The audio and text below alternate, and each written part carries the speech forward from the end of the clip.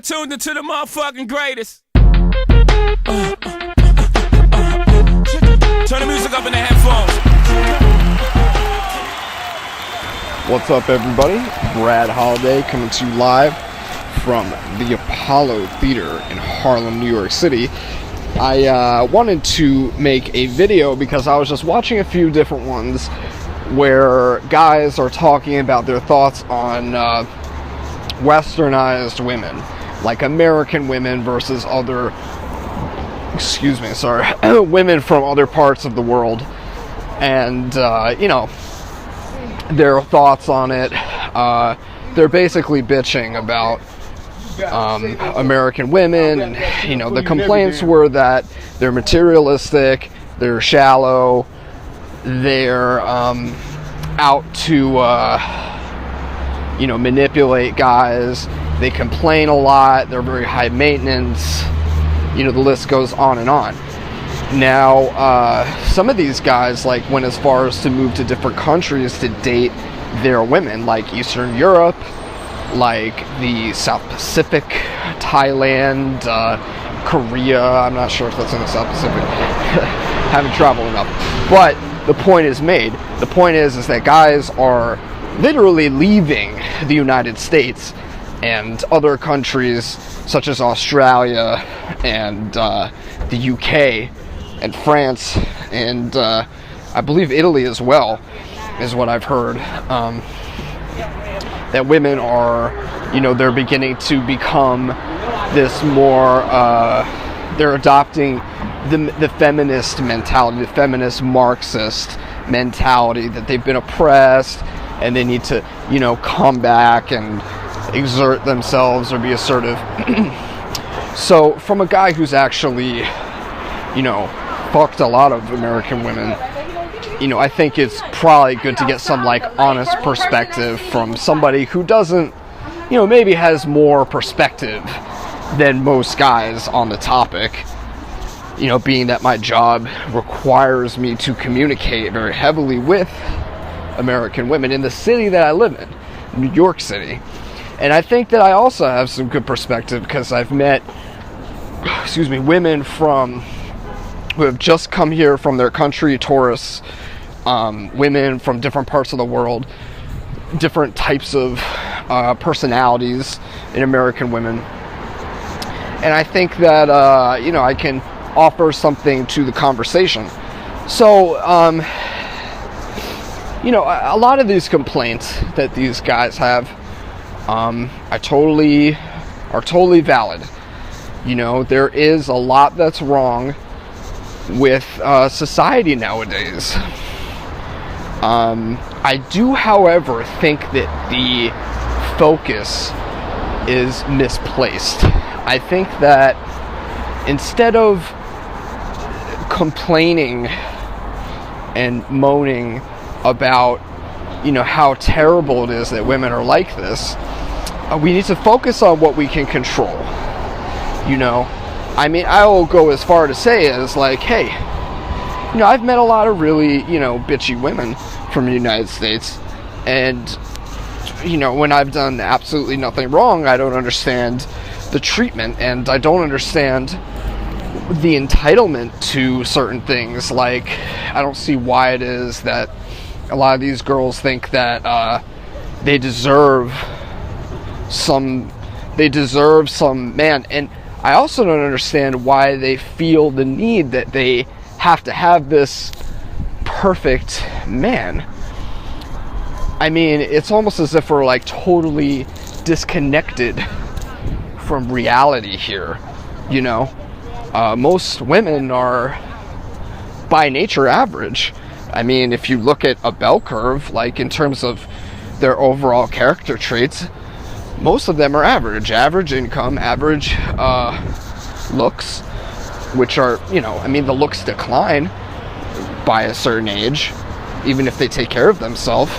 And I'm not saying that's their only thing that's really important. However, men are very visual, and most guys, if you ask them, what are you primarily looking for? It's looks. So, most guys don't necessarily walk around and, demand that women, have beautiful, it's a very strange thing.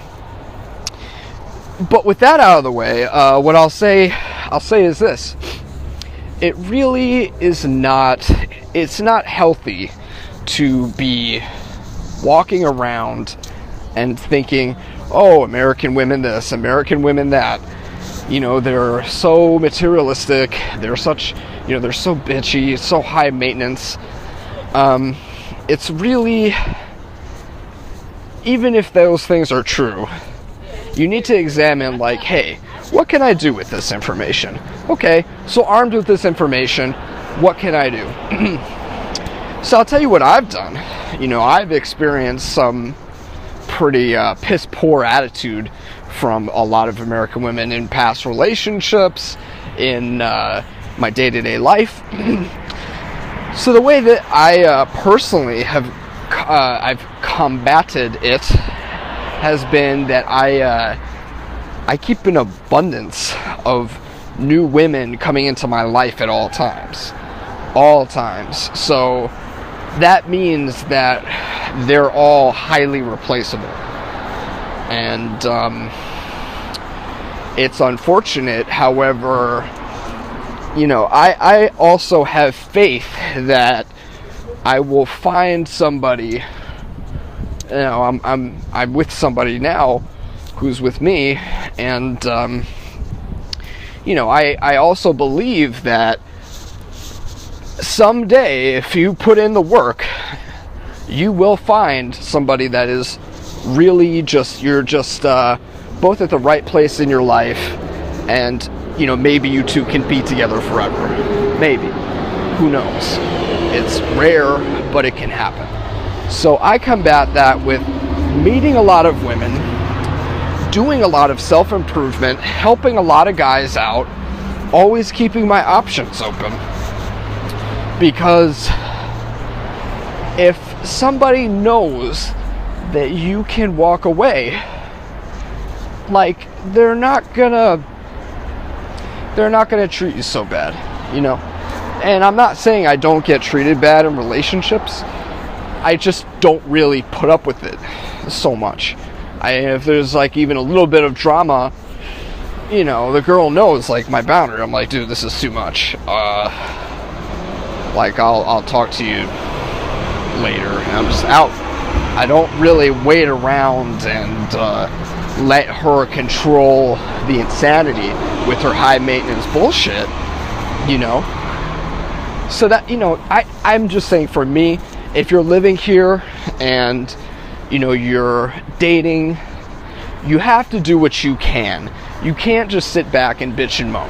And the truth is about all of this is that when you meet a woman in the street or online or wherever you're meeting her, when you meet her, most of them, unless you catch them on like a bad, I'd say like 3/4 of them, if you're like working to be an attractive man, most of them are gonna be very, they're gonna react properly, like a woman reacts to a man.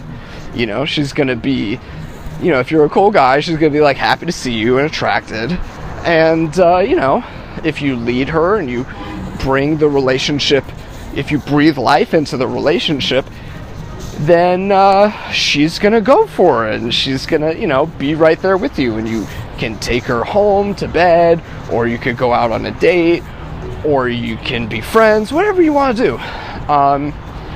The common issue that I found is once the relationship has been implanted, that tends to be the time when the beliefs that, these women who are raised by feminist values, that is when the beliefs start to come out. It's like they invest so much in their expectations of the relationship that they are very high maintenance. And, that is bullshit. Because There's no one guy. I mean, like, look, if I put my whole, look, I'm going to cut this short. We'll continue in part 2. When I was researching what we were going to be discussing today, I came across a passage that I think it really exemplifies what the young brother next to me was just talking about, and that all things must come to an end.